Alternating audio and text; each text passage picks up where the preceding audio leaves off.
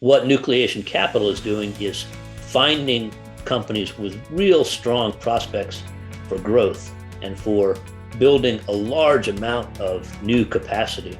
And we're trying to bring those to market and giving a tool to the entrepreneurs that is hard to come by, which is sufficient capital.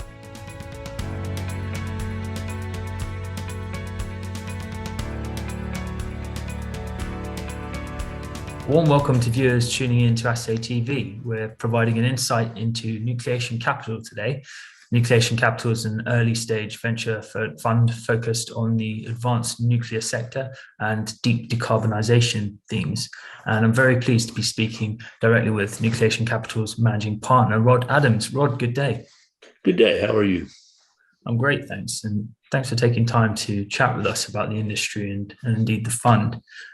Perhaps we could start there, though, with the big picture on the industry for nuclear at the moment. We come out of the COP26 meeting last year, and it seems, from my understanding, decarbonisation foremost at the top of the agenda.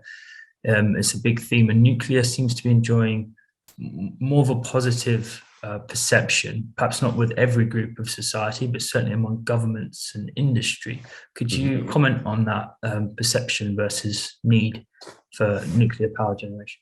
Sure. COP26, obviously, like all COPs, is focused on decarbonization, is focused on addressing climate change. The nuclear advocates, people that have really studied deeply into the topic, have been working for years to get the COP folks to recognize nuclear as part of the solution, as a tool that will really make decarbonization not only more possible, but also lower the cost compared to overbuilding variable renewables and also installing massive quantities of batteries. You can do it much more effectively if you include nuclear as part of the mix.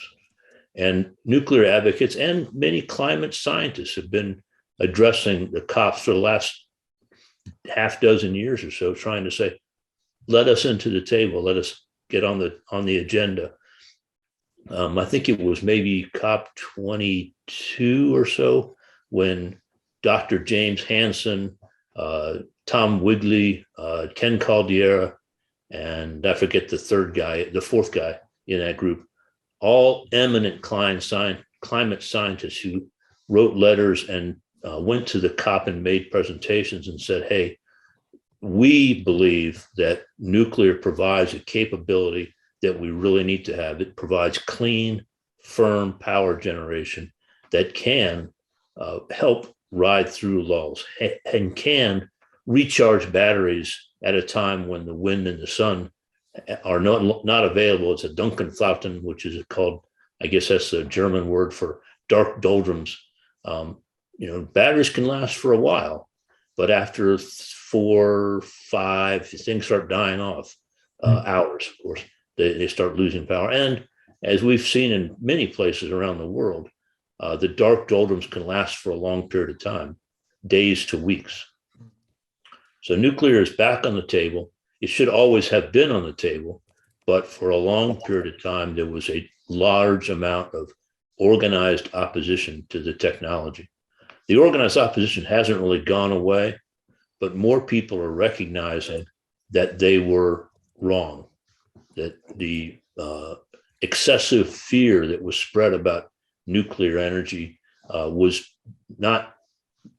was maybe an anticipation, because in the early days, we really didn't know enough about nuclear to be able to declare whether it was effective and safe and could be reliably operated.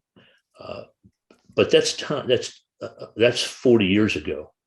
Since then, we've got 40 years worth of history that shows that nuclear power plants can be safely operated, and they can be operated at incredible levels of reliability, to the point where in the US, we have achieved times when for a whole year, the whole fleet, the 93, or at one time it used to be 103 reactors operating, had capacity factors in the plus 90%. And that's actually been going on now for several decades. The highest year we got up to 93% with the whole fleet. And that means that they're at full power, 8,200 hours a year out of 8,670. So, or 8,768. So that, the idea that nuclear is unsafe and unreliable is gone. Now we have the problem of nuclear is expensive and takes a long time to build, at least in countries outside of China and Russia and South Korea and Japan and a few others that have shown you can build nuclear plants in the 4 to 5 year time frame, which is a very competitive time compared to some other sources. Maybe not as quick as building a simple cycle gas turbine, but not bad.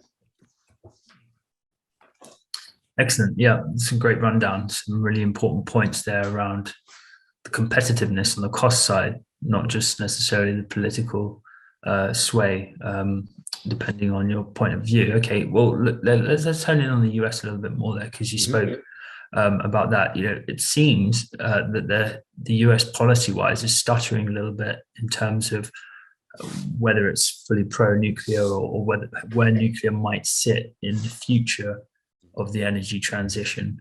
And as the US is sort of looking to overhaul everything from the grid system to its critical minerals strategy, where does nuclear fit in right now? And I'm thinking back of an example of the Oklo power reactor application that got turned down recently.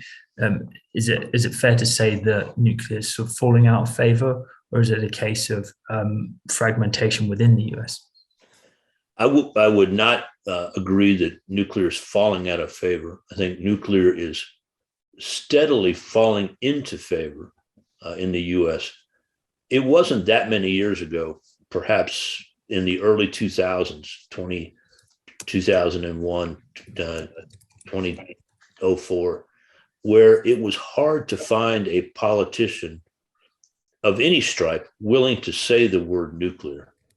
It was considered to be the third rail of politics in the US. And that's been changing steadily since 2003, 2004 timeframe. For the last 20 years, it's been steadily improving. And right now, there are many politicians who will tell you that they've enjoyed talking about nuclear in various committee hearings and even passing legislation, because it's one of the few topics that both Republicans and Democrats can agree on. It's legislation in favor of nuclear in the last several years has been passed with overwhelming bipartisan majorities in the order of 90-10 in the Senate, or 420-30 in the House. Big majorities.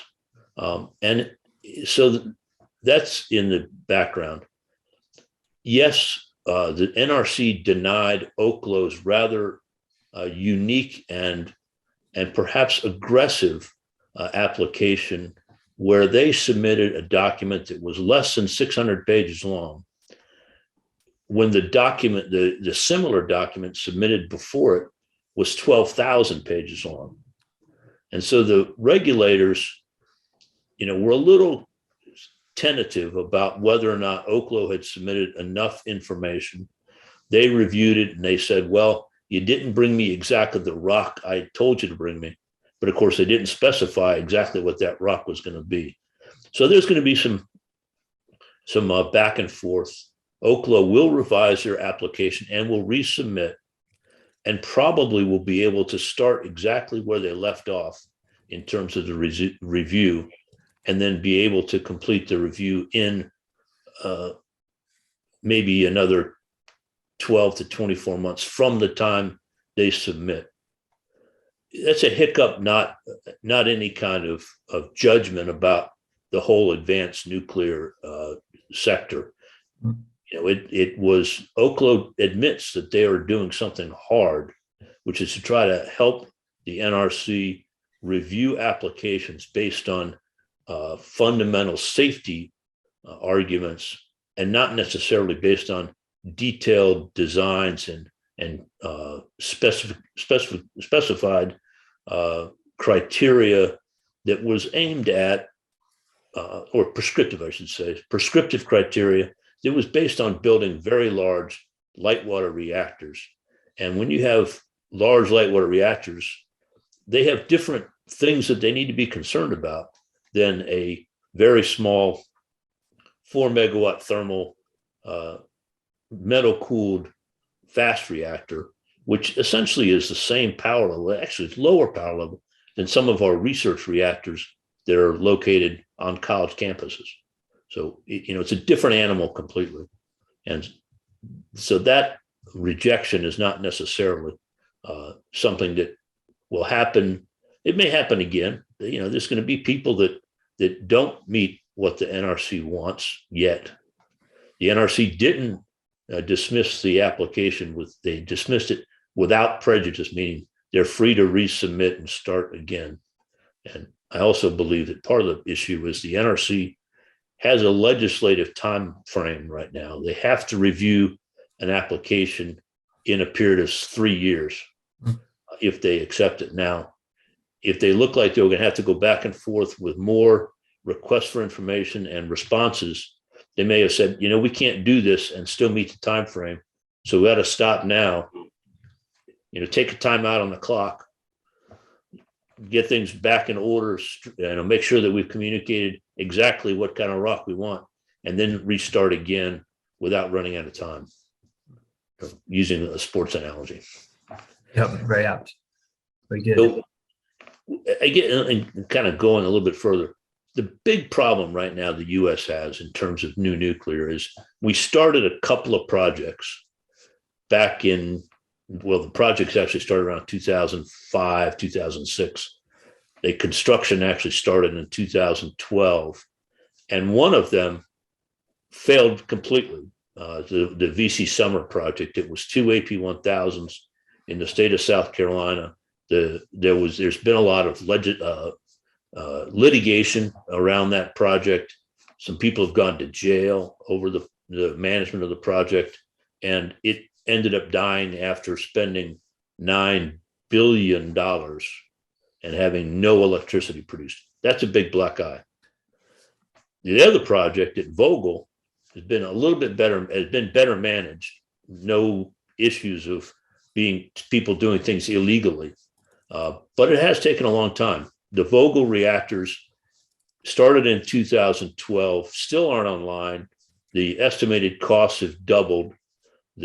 They should have been online by initial estimates by 2017. So they're 5 years overdue, but they should be completed. One of them, Vogtle 3, should start up by the end of this year or early next year. And the other one is about 6 months behind that. Now that will complete this almost daily, another delay, another cost overrun, whatever. It's still the same project. So, they can't catch up. They can't change their schedule. They have to just keep pressing forward. Now, in response, the industry has said that nobody's got the appetite for trying another Vogtle.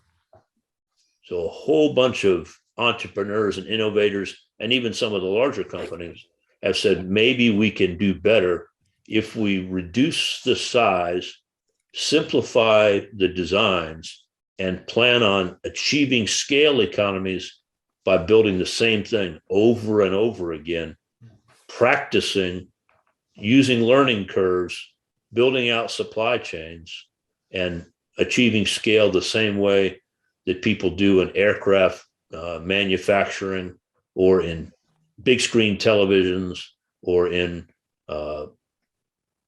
wind and solar projects. Quite frankly, they've gotten better and cheaper because they practice. So is this is the small scale reactor kind of strategy that seems to be championed? And I'm thinking actually to the UK's recent announcement that Rolls-Royce have got a commission approval to go ahead and commission a selection of small scale reactors across the UK as well. What are the advantages there are obviously on a cost size, sort of a operationally easier to get up and running, and then you can template that rather than go in for the huge capex projects that maybe are slowing things down, as you've explained.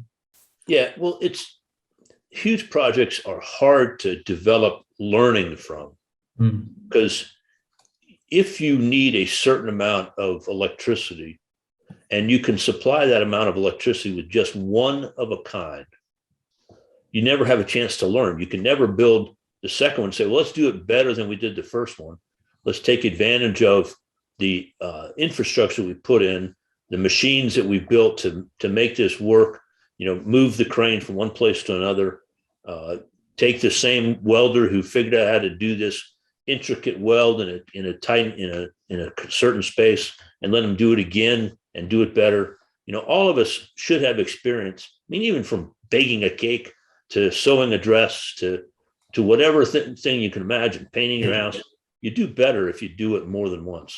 And sometimes you get a series of economies. And so having giant projects prevent that learning because you reduce the number of units that you can have. I mean, even France, when they built out their nuclear systems using a series of 900 megawatt reactors, it wasn't too long before they ran out of space in their grid to keep building more and keep reducing the cost. They were down on a cost curve, but they were approaching the end. And they decided that the way that they should improve economies over the 900 megawatt reactors that were already showing they were pretty economical, they changed the design, went to a great big reactor, the 1400 or 1500 megawatt reactors. And those were much more expensive per unit of electricity capacity and per unit electricity generated because they had to start all over again. They could no longer take the learnings that they had, the machinery they had, the tooling, all the things that made those reactors in a series do better. So the idea, Rolls-Royce has got not a terribly small reactor, but it's small. It's 450, 440 megawatts electric.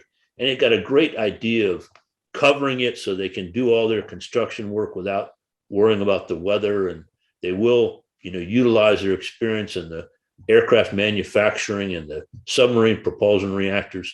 So, I mean, it's a good way to go. And 440 megawatts, you probably need a couple dozen just in the UK.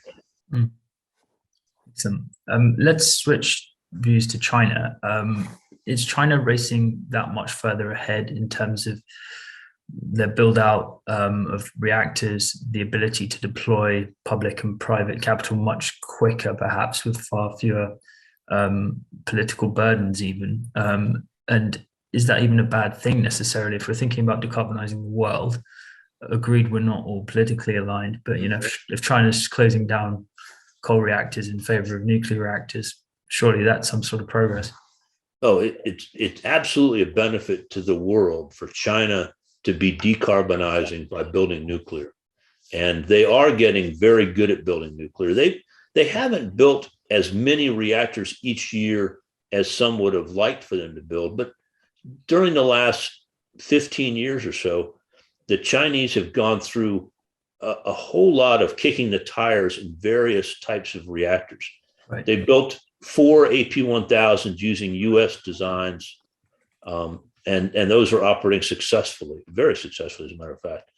They built 2 EPRs, European pressurized reactors, from the Framatome/Areva design. And those reactors are doing okay, but one is shut down right now for an issue with fuel element leakage, fission product leakage from fuel element. Doesn't sound like a big problem to me, but it still is down after 6 months. So that's an issue. They've built some Russian designs, VVERs. Now they've taken all the learnings from building all these different types of reactors and watching the operations of those, and they've developed their own indigenous designs. Right. They built an ACP 1000 or CAP 1000, which is a Chinese version of the AP 1000, and even expanded it to an CAP 1400. Right. But the one that it looks to me like they're going to build a lot of in series is their Wallong 1 reactor, almost completely their own IP, but it's their own IP based on one of the best ways to develop IP is to watch and see what everybody else is doing and then copy the best parts of it and bring it all together and say, oh, this is a unique design because we've taken pieces from everybody. I think, I don't know if you're a writer, but one of the things that we always learn about when you're writing is if you quote just one guy, you're plagiarizing. If you take information from 4 different writers, you're doing something unique. So, but that's what they're doing. And they now have announced that they're going to build 150 reactors before 2050. Actually, maybe before 2040. 150 reactors, something like 10 reactors a year for 15 years. And, that's an impressive figure. And it is going to require an awful lot of support in materials, in fuel, and all that stuff, because China doesn't have a whole lot of indigenous supplies of uranium and some of those other materials that they have. So we all know that when China builds stuff, they buy a lot of raw materials from all over the world. It's been the commodities boom of the 2000s was a lot of it because China was buying everything they could get their hands on, from iron ore to concrete and a bunch of stuff. Okay, let's come on to the resource element of it just before we move on to your fund. I wanted to get your view on the structural supply deficit that's apparent in the uranium sector. Obviously, so many reactors and mines sort of closed down over recent years, the bear market for the uranium price, and now we're seeing a steady uptick that's it's not kicked on to incentive price levels for certain new projects.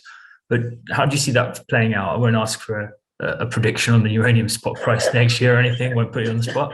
But how do you see it? How do you see it playing out from here in terms of the supply demand imbalance? Well, uranium is a somewhat unique commodity, but it really isn't that much different than all other commodities. If there's an imbalance between supply and demand, the way that the imbalance will be corrected is by adjusting the price. And over the last, for about 20 years, actually, I won't even sell, but there's been a long period of time when the uranium price was so low that it wasn't providing any incentive to develop new resources. And as you said, it actually provided the incentive for many companies who had really good resources to say, we're going to stop basically giving away our beautiful output from our mines, and we're going to keep those mines and the resource in the ground and wait until somebody really wants it and is really willing to pay a fair price for it. And so we'll just keep filling the market. We've got contracts. I mean, I'm thinking in terms of Cameco, for example, or Chemical, however you pronounce it. But they've bought uranium from the market while after having shut down some of their really productive mines, their high-grade ore. They've got incredibly high-grade ore in some places, 25% uranium. That's crazy compared to people who are mining it at under 1%. Yeah. So Cameco took their really productive mines off the market. They shut them down. They said, we're going to keep that uranium in the ground. It's not available above ground. Nobody can say, well, as soon as they start releasing it, the market will, respond. So that has helped to build the structural imbalance. There is going to be a large amount of new nuclear being done. I think that's going to accelerate. And there will be a need for uranium to buy. I'm advising companies that are looking at advanced nuclear to start going out and actually purchasing some uranium and have it as a hedge for themselves. One of the things that happened in the first atomic age, what I call, was something that old timers like me can remember. Westinghouse went and decided that the best way for them to market new reactors in the early 1970s was to sell those reactors and guarantee the fuel for those reactors at a certain price. But they didn't go buy fuel. So they were essentially suppressing the uranium market. They were selling short. They were putting themselves at risk of having to buy fuel at a much higher price because they guaranteed the price of fuel. And that meant the utility wasn't going out and buying fuel. So the uranium price actually was suppressed for a while. It fell down because the market for uranium kind of disappeared, and Westinghouse was assuming they'd always be able to buy cheap uranium. Well, there's always a risk of selling short. And as it turned out, by 1976, Westinghouse was on the hook for about $2 billion worth of uranium that they couldn't buy because the market price had gone from sub $10 to over $40 per pound. Wow. So that is history that's worth reviewing. That's, there's a lot of books about it. And some people blamed a cartel, which did exist. There was a uranium cartel, and they really did plan to squeeze Westinghouse. But the reason Westinghouse was vulnerable was because they took a strategy that's really hazardous in commodities. You should not sell short, at least not very much, because it's unlike many investments, you can lose a lot more than what you've risked. If you invest in a stock and it fails, all you can lose is whatever you invested.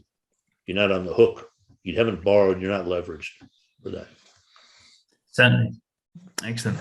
Well, wonderful to get the big picture view. Let's focus in on your fund. Let's talk about Nucleation Capital. Can you characterize the venture capital investment approach and what some of the ways that you're different from the common trading activity or the on-market equities buying that we would typically see of a fund manager? Sure. Venture capital at its basis is trying to do what many people often talk about. I wish I could have gotten in on the ground floor of a particular type of company. We are out there seeking private companies, not yet public. Many of them are great idea companies, maybe have a good team of people, and they're working hard to make their great idea real and be ready to start supplying customers. So these are all companies that are in the pre-public stage. You can't go buy them. They're not registered. They don't issue quarterly and annual reports. They got their heads down to the ground and are trying to build a company. And so that's the companies that we're investing in. We're looking at and we're meeting the people that are doing it. We're visiting their facilities. We're kicking the tires. We're analyzing what they project, what the market size is. We decide whether we agree or not. And those are the kind of companies that venture goes in. It's venture funding that has enabled companies like Google and Microsoft and Apple and SpaceX and hundreds of Facebook and hundreds of companies that seem to have come out of nowhere to people, but it's because they were able to get financing that was cheap at the time they got it. Venture doesn't require the companies, brand new companies, to make payments. It's not a loan. They're not being charged interest. So the money gives them the opportunity to do what they need to do. Yep. Okay. Excellent. So let's talk a little bit more about some of the advantages here then.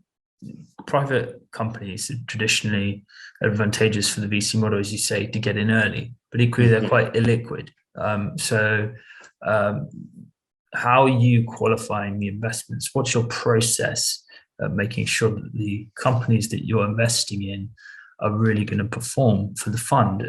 Obviously, the timing and the macro seems pretty much right for nuclear right now, but surely that's not the only thing that you're putting forward as the advantage of buying into your fund now. No, that's true. Right now, in the stage of the advanced nuclear market, we don't believe that there's any kind of cookbook process that can be applied.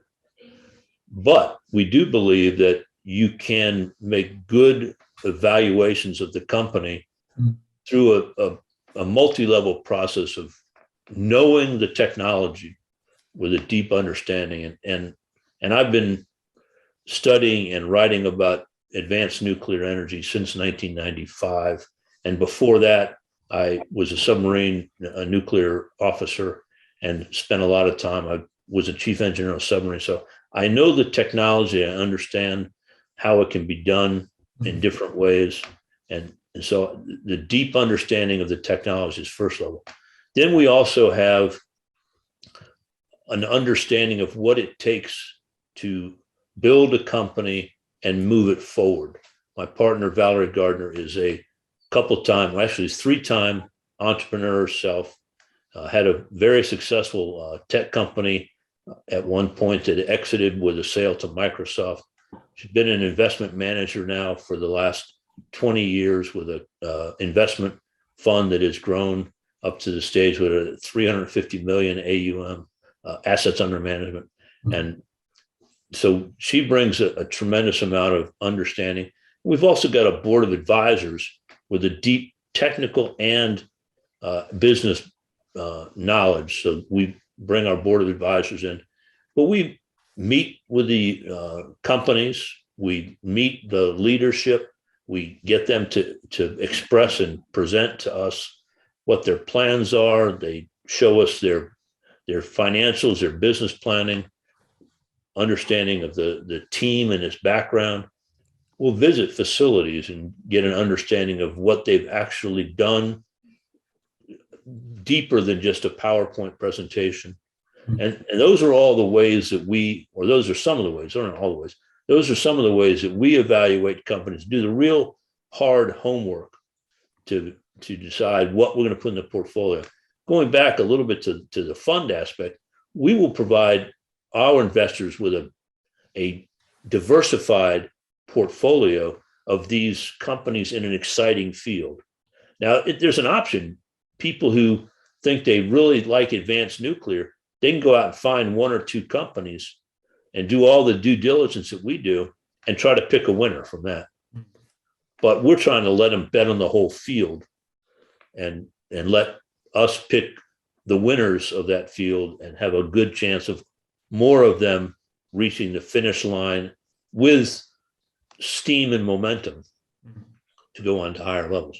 Now, of course, a venture, the exit for us is usually an acquisition when the company gets bought out by a bigger player, or it's a public offering where it allows the initial investors to liquidate their holdings. And in the energy business, I believe there's a lot of acquirers. There are some enormous companies in energy that may very well be interested in somebody who's done all the hard work, done the detailed designs and the regulatory interactions, and even taken the heat of being in an unpopular technology. And when they get it all done and the technology is more popular and all the things are ready to go, bigger companies may come in and bring their capital and say, now let's make this thing broad across the market. So that's a potential exit for these advanced companies. Interesting. Okay. Yeah, I was going to ask about the exits, but that's good to know. Let's hone in a little bit more on sort of where you see value or interest. Where do you see the most potential for value creation within the value chain? Obviously, you're looking at all kinds of innovation or technologies and companies, and also what are some of these generation 4 innovations that are coming through that are exciting to you? Okay. Well, in advanced nuclear, there are pieces that of the supply chain that need to be developed. The fuels often are a little bit different and are in a little bit different configuration. Many of the advanced companies are using fuel that has a higher level of fissile material in it to allow them to go longer at the same size core, or to increase mainly to be able to give them longer life with the same size core, or I should say, or to have a smaller core and have a smaller level of power output, because in reactors, you need a certain amount of fissile material to get to criticality and actually generate power. So the higher assay, low enriched uranium development is not a technological issue. It is an issue of identifying enough market to support the investment necessary to build the capacity for centrifuges to build this or develop this higher enriched uranium. There are certain material improvements that need to be done because, for example, a lot of the advanced reactor developers believe that one path to making reactors more economical and more resistant to disruptions is to use a molten salt with the fuel dissolved in the molten salt.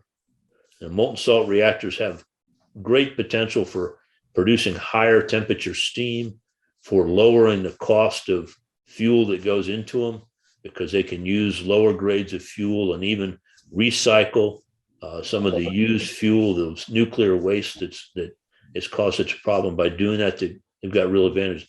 But molten salt requires material development to make sure that corrosion isn't a limiting factor in the operation of these reactors.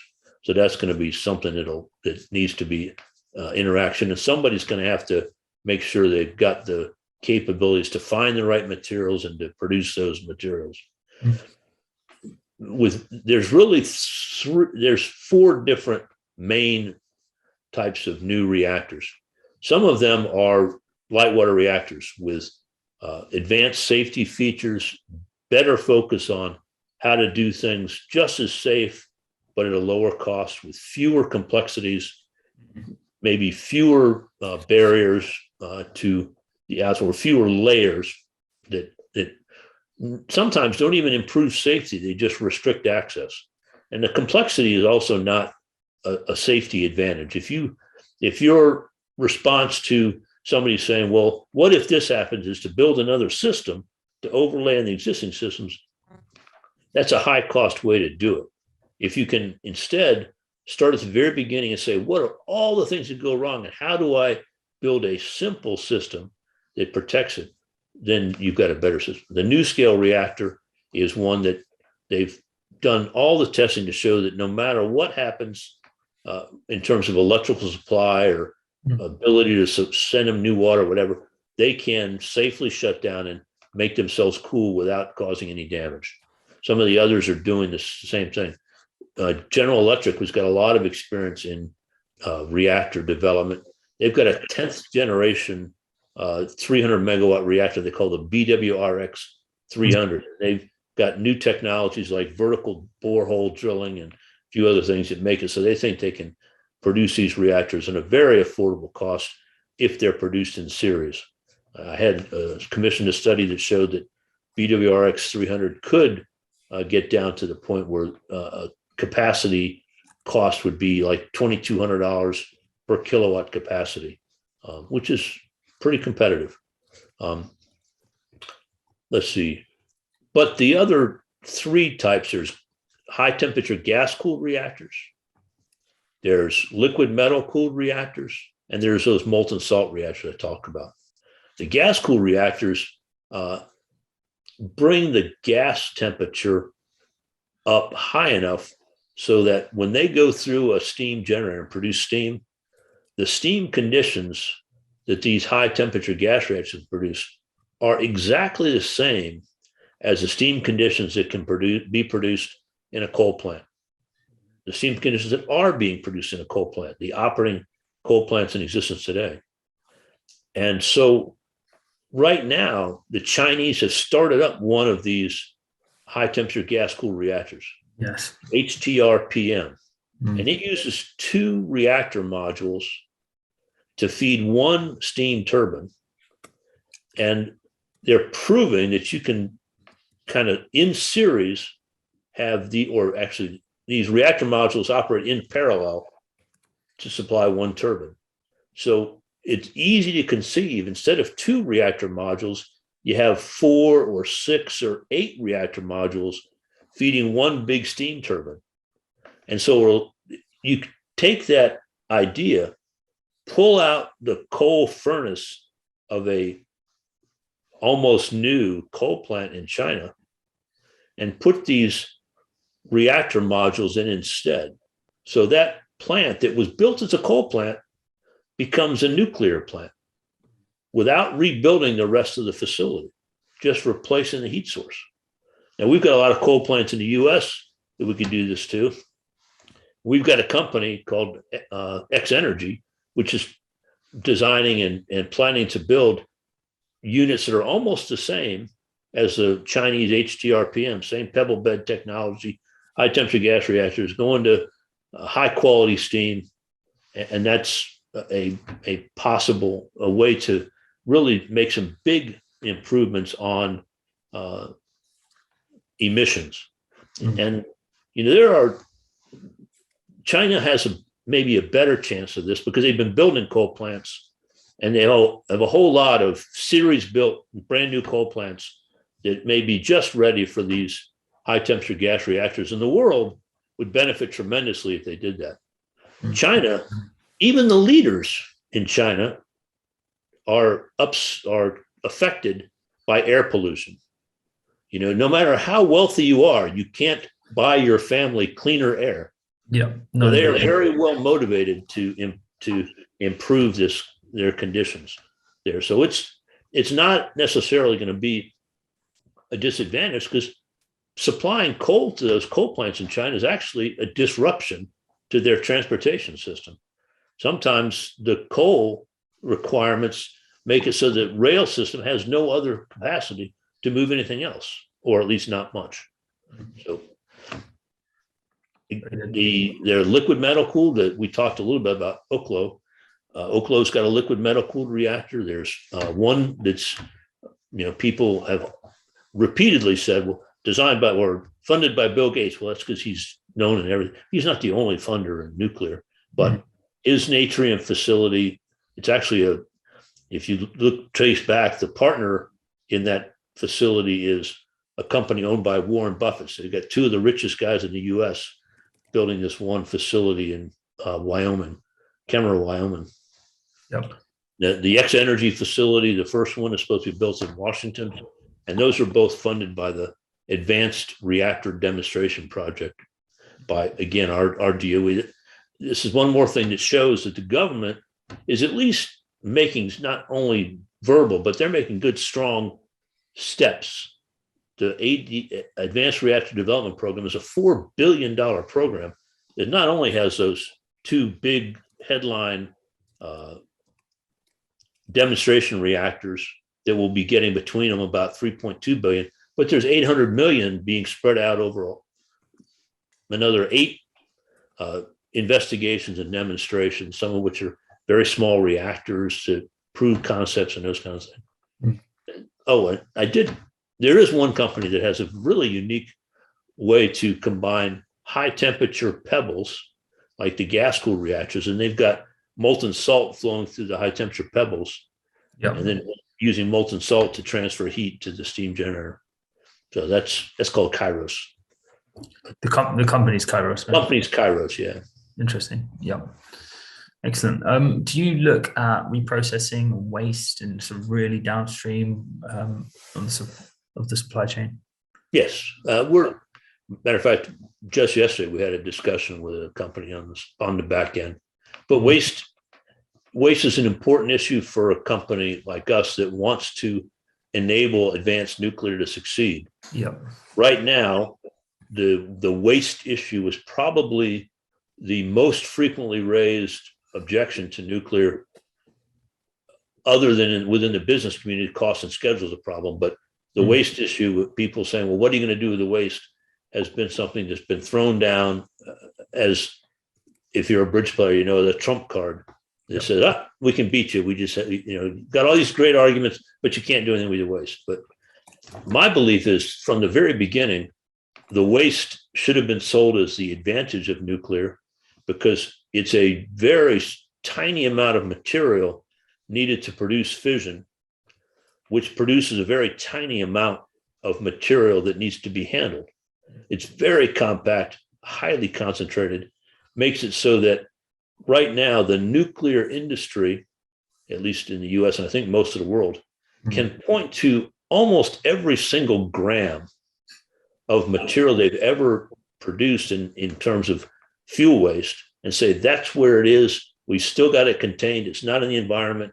It's in a pool or a cask, and that's exactly where it is. We got the records to prove it. Try doing that with every gram of coal that's ever been burned and say, where is it right now? It's in the atmosphere, it's in our lungs, it's in our dog's lungs, it's in our kids' lungs. It's, off, spread around the beautiful hills and mountains,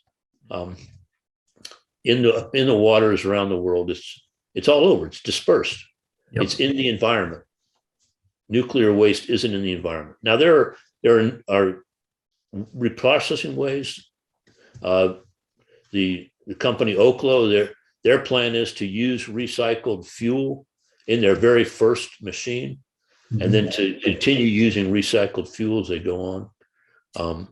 The ARC, Advanced Reactor Concepts, and the Natrium, they're using recycled fuel. The molten salt reactor guys are looking at using recycled fuel as the input. Something that many people don't really talk about, but I'll mention it anyway. Yeah. In the world, there's a whole lot, and you guys have probably more than anybody, of stored plutonium-239 separated out from the reactor waste stream or produced to be a weapon material. Mm-hmm. Well, plutonium-239 and uranium-235 are, from a nuclear point of view, almost a one-for-one replacement. So you can make high fissile, low enriched uranium using Pu-239 as your fissile material, almost as easy as you can making it with uranium-235.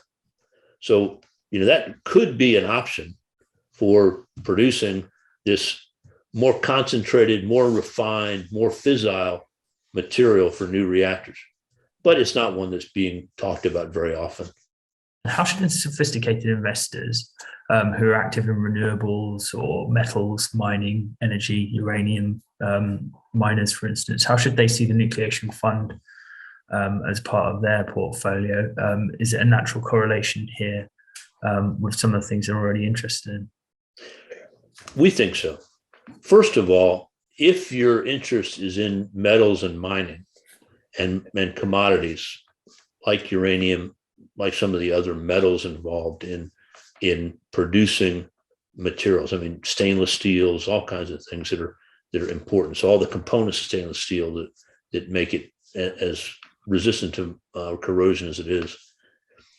All of those things help to build the demand for, all those things are part of nuclear and will be in greater demand the more that nuclear succeeds. So if your interest is in the commodities, it might be worthwhile to take a little time and effort to help ensure that the nuclear users of your commodities are going to prosper and grow. So what Nucleation Capital is doing is finding companies with real strong prospects for growth and for building a large amount of new capacity. And we're trying to bring those to market and giving a tool to the entrepreneurs that is hard to come by, which is sufficient capital. Nuclear is, we think, a value play. It is well-proven technology. Nuclear fission works. It's worked since 1942. It's been producing large amount of commercial power since the 1970s.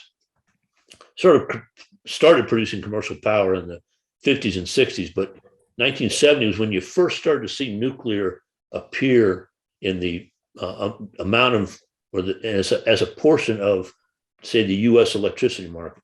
But by 1980, it went from zero in 1970 to about 8% by 1980, and by 1990 it was 20%. That's pretty steep rise.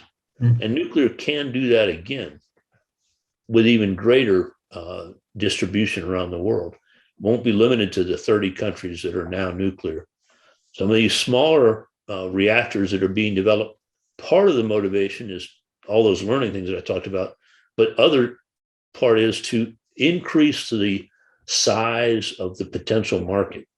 to broaden the potential buyers away from just very large utilities and only a few minor countries, few dozen countries, to make it so that utilities around the world and people outside the utility world, some of the reactors are aimed to be factory power sources, small village power sources for ships, power sources for mines or individual factories or commercial parks or whatever. Much broader set of customers. And also by doing that, it gives you a little bit of optionality, because if the utility customers stop buying for some reason, there's a whole bunch of other customers that may be still buying. And utility customers have shown over time that they're very much a follow the crowd group. They've gone from everybody buying nuclear in the 70s, almost every new power plant being ordered in the US was nuclear, to everybody buying gas in the 90s, to everybody buying wind and solar. And that kind of follow the leader market or customer base is not necessarily the best to have. You need to have a broader base of customers. And so, again, we offer the opportunity for people to dip their toe in the market, for investors to put modest amounts of capital into private companies, which is very hard to do, and to have somebody who's got a deep knowledge of the market, somebody who's been studying it for many years, to be able to help you make those decisions and to have a piece of it. We'd be happy to talk with anybody who wants to learn more. We've got a pretty good website at nucleationcapital.com and lots of material on there that will help you understand why we think we can help you take advantage of the incredible opportunities in having a clean, reliable power source that's based on proven technology that's been working a long time and can be done in many different ways. We just got stuck in a particular way for many reasons 40 years ago, and it's time to take a look at other ways to do things. Certainly. Excellent. Well, it's a very unique proposition. And Rod, thanks very much for giving the insights today. Fascinating review of the sector and of the fund. I must also mention for viewers, they can get more information from yourself on the Atomic Show podcast and Atomic Insights as well, which you publish as well. So check those out for a quick search online. I'm sure you'll be able to find them. Rod, thanks very much for speaking with Assay TV. Thank you, Adam. Take care.